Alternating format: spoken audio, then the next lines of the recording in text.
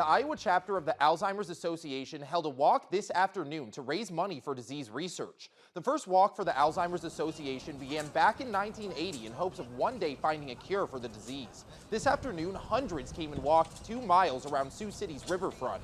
While the walk was free to attend, groups have been fundraising throughout the year to raise money, with organizers, participants, and volunteers alike all walking in support of loved ones who are fighting against Alzheimer's. Dementia is the umbrella term. Alzheimer's is the most common type of dementia. And with Alzheimer's specifically, there's things in our brain that aren't supposed to be there. And we're looking for that medicine that will take those things out of our brain that aren't supposed to be there. My dad has a rare form of it at 57.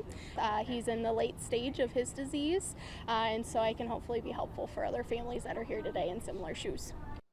Before the walk, participants were given flowers of varying colors: blue for those who are fighting Alzheimer's, purple for those who have lost loved ones to the disease, and one white flower was planted in hopes of there being a survivor of the disease in the future.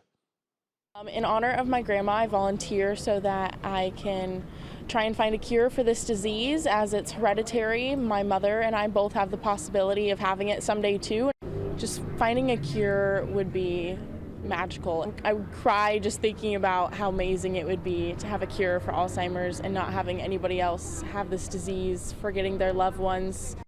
The Iowa chapter of the Alzheimer's Association hopes to raise $75,000 by the end of the year, and you can help them reach that goal by donating to the Alzheimer's Association. You can find their info inside of this story at ktiv.com.